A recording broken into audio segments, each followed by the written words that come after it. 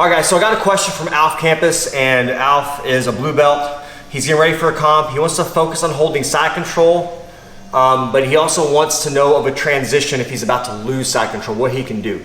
So I'll show you one of my favorite ways to hold side control against a really explosive opponent, and then also some ways that you can kind of work on regaining that side control or get into a more advantageous position. So let's get into it.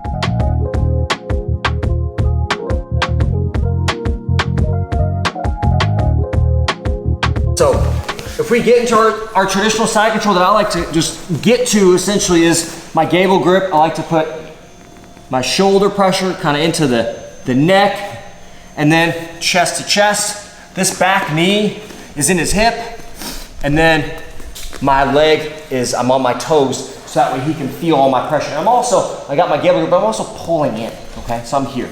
If he's really explosive, I don't feel like I can hold him very well. What I'm gonna try to do is control the lat and make that good pressure here. Now from here, you can see his head starting to turn red a little bit. I stay heavy, I don't open up, I stay heavy. Pull this far side lapel out and under the arm. This is a Brabo grip. This is a great grip to utilize from a bunch of different positions from here. I love it because it's a great way that I can control the top half of his body with one arm. Now I only need one arm. Now here, this arm can stay here. My favorite thing to do a lot of times is if he's really moving, he's starting to move, I keep control. I take my hand and I grab his pants, and I'm gonna lift and move, turn him just a little bit. I'll even put my knee kind of right there, shelf my knee right there. Now, he's kind of almost like corkscrewed. His chest is this way, his torso, his bottom half is that way. This is a very weak position for him. I can hold this and I can kind of cook him here a little bit.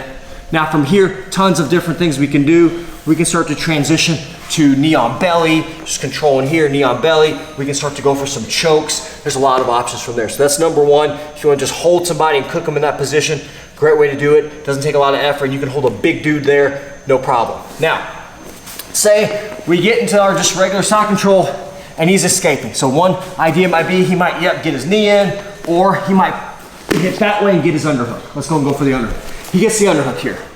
So go and come turn into me. Now from here, this is a bad spot because he's getting ready to come up. What I like to do is I like to take my top hand here, or my hand kind of closest to his lat, and I'll create a frame, and I'll create another frame here. Now from here, what I'll do, big step. I'm gonna step around the head. This elbow is gonna kind of go down to the ground, chest pressure. I'm gonna back step.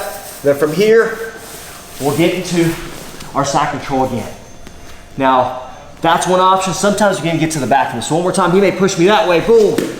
Makes me plant, hits that hand, starts coming up. Pinch down, control here. Step, boom. And then he may even give me the back. If he goes like this and he doesn't get his back to the mat, I can get my gift wrap position, start to take the back too. So, lots of options there.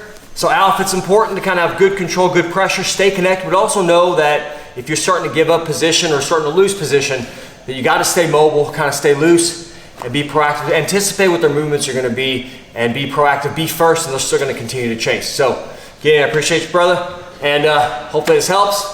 Talk to you guys next time.